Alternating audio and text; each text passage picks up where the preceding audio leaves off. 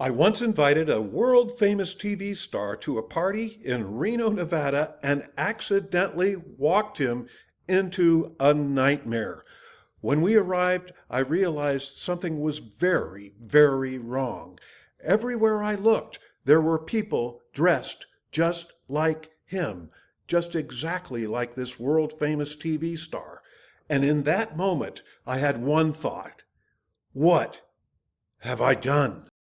The celebrity who unwittingly got himself hooked into my unintended scheme was Max Baer Jr., one of the stars of the iconic Beverly Hillbillies comedy TV program, which aired its original broadcasts from 1962 to 1971. Well, right off the bat, I suppose I've got to admit here that as a child and later as a teenager, I watched a number of the original episodes when they were first broadcast of this what some people call an iconic TV program. It wasn't necessarily my favorite program as a child. I had other interests, even as a teenager, than to watch this show.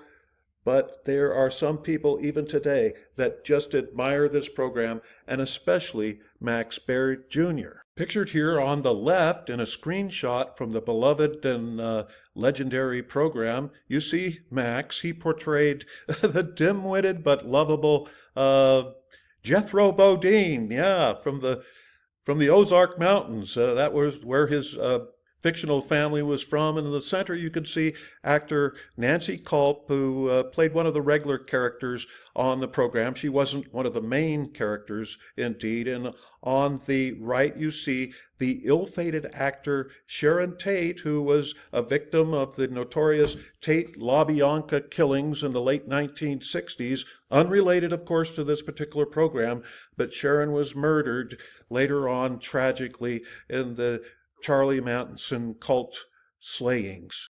As you might very well imagine, today it just boggles my mind to think that I haven't seen Max in person for more than, about 28 years since I unwittingly got him hooked into this party where, gosh, maybe at least a dozen, perhaps many more, maybe a few dozen people showed up at the party dressed just like Jethro Bodine, his iconic and world-famous character from the Beverly Hillbillies. I still wonder on occasion about Max. I think about him. I wish him all the best. Today, as I record this video, he's still living and 88 years old, and he lives in Lake Tahoe, Nevada, near the shores of the iconic blessed Lake Tahoe. God bless him, but I'm still got to tell you this story about got him hooked up into this whole scheme, and I wonder if he thinks negatively about me today, or maybe he doesn't care at all. We'll see. Just hang on here. To help put all this into clear perspective for you, I just want to say real briefly here that the Beverly Hillbillies television program remains popular, mega popular worldwide. Even today, the program airs primarily in the United States and in many other countries around the world on various programs, including platforms like Pluto TV, MeTV, and a whole variety of other networks in the United States, and people can stream it on demand, and there's wide public demand for this whole program. And because some of the early seasons are in the public domain, they appear in smaller networks like on Retro TV or in My Family TV. So people can go all over and they can see these programs pretty either for free or from streaming channels, and it is so popular. I imagine that any given moment somebody right now in the world is watching Jethro Bodine character on television or on their laptops or on their cell phones or whatever, and they're looking at Jethro Bodine, and they don't even know about this story until they might have found out about it from this video about how he got hooked into this party that I'm about to tell you about. Folks who do not know the following might be interested to learn that Max Baer Jr., the TV star, was the son of the late boxing champion, heavyweight boxing champion, Maximilian Albert Baer Sr., also known as Max Baer. And boy, oh boy, he was a champion through the core. He won the heavyweight boxing champion way back in, I think it was around 1933, and he held the crown until he was knocked out, or he lost, rather. I don't know if he was knocked out, but he lost to a guy named James Braddock. And anyway, Max Jr. was born in Oakland, California, and Max Jr. was reared, some people say raised in Sacramento, California, the capital, of course, of the state of California.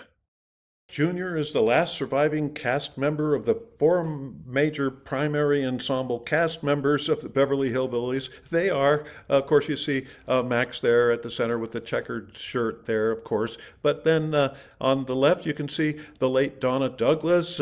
She was a star on the program, of course. And there's on the right, you have Buddy Ebsen, who played, I guess I call him Pa, or Jed Clampett, that's right. And the person that played Old Granny at the bottom there on the picture you see is Irene Ryan. So now all three of those people are deceased. And of course, as I already indicated, Max Jr. is the last surviving cast member.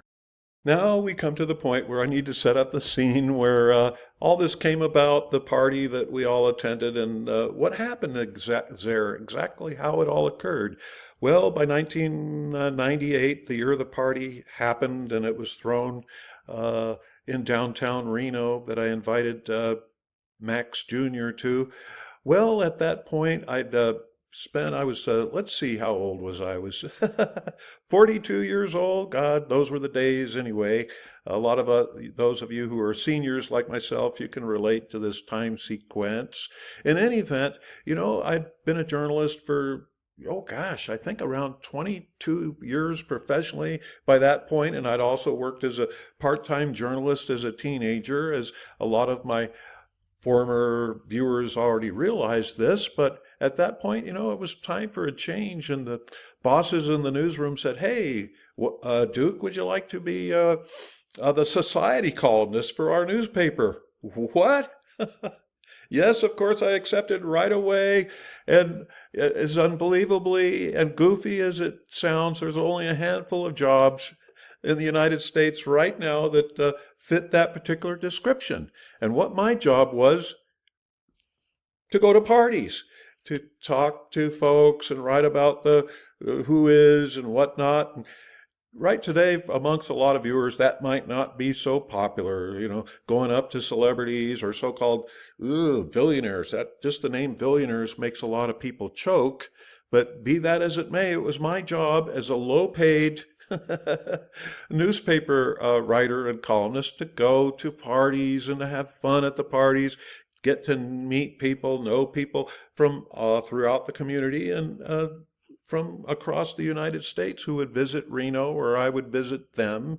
So it came to a point where Max started making some news in early 1988. He proposed building a Beverly Hillbillies themed hotel casino in Reno in what at the time was a big, huge shopping mall. And so it was, a little bit controversial because a lot of the people on the city council at the time of the Reno City Council expressed that they weren't really too interested in Max's proposal. Who knows? Because, some people might say, well, the people that were on the city council at that time, where did their donations come? Their donations came from a lot, not all of them, from hotel casinos and whatnot. So why would the people that were on the city council at that time, I'm just being a little speculative, I don't know much about politics, I never talk about it at all here on my channel, but I'm just saying, that made it so, maybe it was a little bit difficult for Max to get his proposed hotel built. And so I came across Max and talked to him probably on the phone once or twice prior to this whole event, and as part of my job, I had to, I decided, I assigned myself where to go. Nobody told me where to go, none of my bosses. I just knew instinctively where to go. And at that point, there was an annual event that was mega popular. It was called Pops, P-O-P-S, on the river, and it was in a little park downtown Reno, right on the Truckee River, which goes right through the heart of town. And that event at the time was held on the first Saturday of every July in that little park, and the Reno Philharmonic Orchestra would play at that particular event. Now, in the normal, uh, so-called normal, regularly scheduled performances of the Reno Philharmonic, the orchestra would play in a very giant venue, an indoor venue where they would play the classics, everything from Mozart to Liszt to Bach, you name it, the big famous numbers. But in the park, it was a fundraiser. The Pops on the River was a fundraiser for the Philharmonic that enabled the Philharmonic to remain at its professional level. Even today, the Reno Philharmonic has a tremendous reputation, all over the world, I guess, as one of the premier orchestras that can be found, and people come here from all around to see the Reno Philharmonic Orchestra. But at the time, at this party, they usually had about, 1,000 to 1,200 people that would pay for tickets. And every year, people that would go to the event dressed up wherever they wanted. Some people dressed, for instance, on a particular year as the dead movie stars. So I was in a previous year, I was a dead movie star, and some people insisted that I dress as Clark Gable. I don't know why they thought that, but anyway, on one of the previous years, I dressed as Clark Gable, and people would dress as all kinds of goofy characters. So anyway, who knows who is going to dress as what particular character on any year? And it was just all to have great fun. And usually the celebration started, within an hour or two before sundown. People would eat and bring their own meals, and they would have their own tables, and they'd bring their friends. And it was very much of a community event, very much a community-oriented event. And what did I do? Well, I just invited Max Baer Jr. because I was coming to become more acquainted with him. At that point, I had not met him in person, but I arranged to have him invited to my table, which I hosted the table.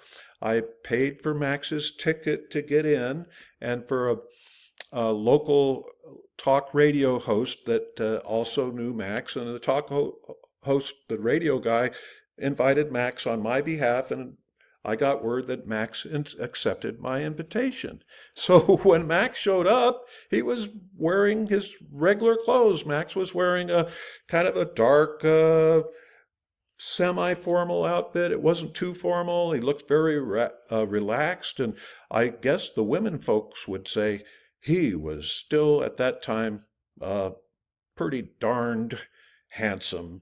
And he sat down next to me, and I introduced myself, and to everybody. I introduced them all around to the folks at my table.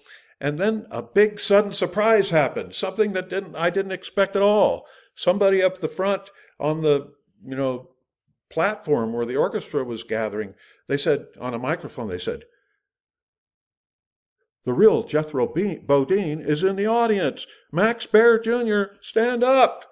And so Max stood up, and there was a big cheer all around the crowd. But unbeknownst to me, maybe I made a fool of myself, whatever, but it happened at that time. At least 12 people dressed as Jethro Bodine in the crowd got up and cheered, and they applauded, and there might even be more than a dozen. There might have been a few dozen. I don't know. I didn't count them. And suddenly I started to wonder, oh boy, with all these fake Jethro Bodines all around, I didn't suspect this. I should have known better. I should have been more cognizant of what was likely to occur. People always dressed whatever the mood struck them. And I guess this whole, I don't know if it was a controversy or the proposal that they were Max wanted to build this hotel casino, so everybody showed up, and boy, oh boy, there was such a surprise when people found out that Max Baer was in the audience. All of a sudden, people started crowding to our table and shaking hands with Max, and I hardly even knew Max. He was just like a professional acquaintance. It would be an exaggeration for me to say that I was a good, close friend of Max Baer Jr. To the contrary, we were professional, likable acquaintances that seemed to get along real well. But as soon as all these people started coming over to our table, I was unaware that this was all going to happen. And a number of people that came to the table, wouldn't you know, they were dressed right like Jethro Bodine. I don't even know how to talk like Jethro Bodine, but Jethro was, like I had previously said, a likable, dim-witted, but likable, lovable character.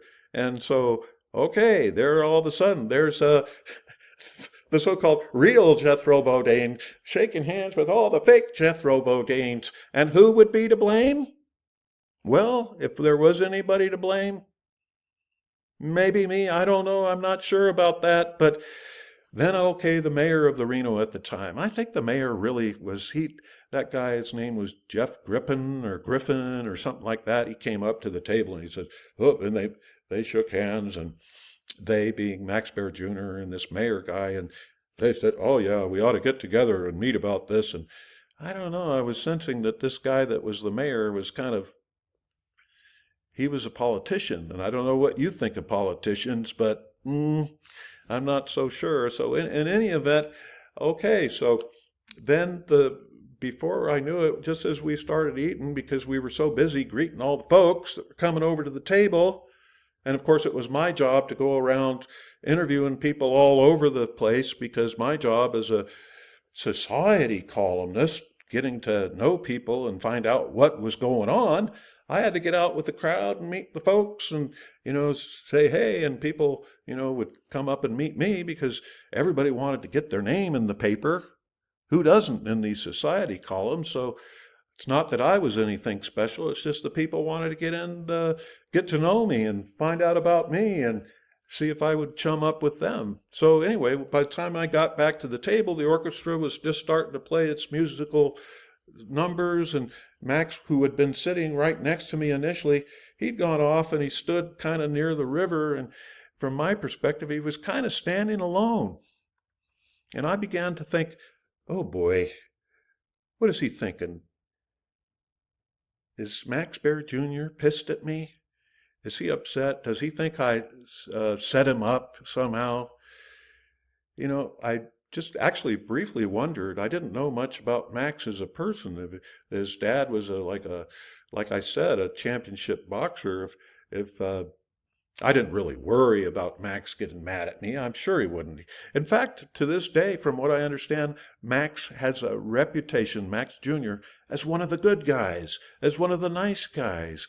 He's a very likable individual. That's what I'm told. So as I previously indicated, I haven't seen Max since that day, since that evening. And, I've had no inclination to call him, to ask him, it wouldn't even make any difference as far as I know if I asked him what he thought or whatever. Big deal, whether he was uncomfortable or not. I'm not saying I don't care what he feels, but I get a hunch that he probably took it very well. Let me know what you think down in the comments section.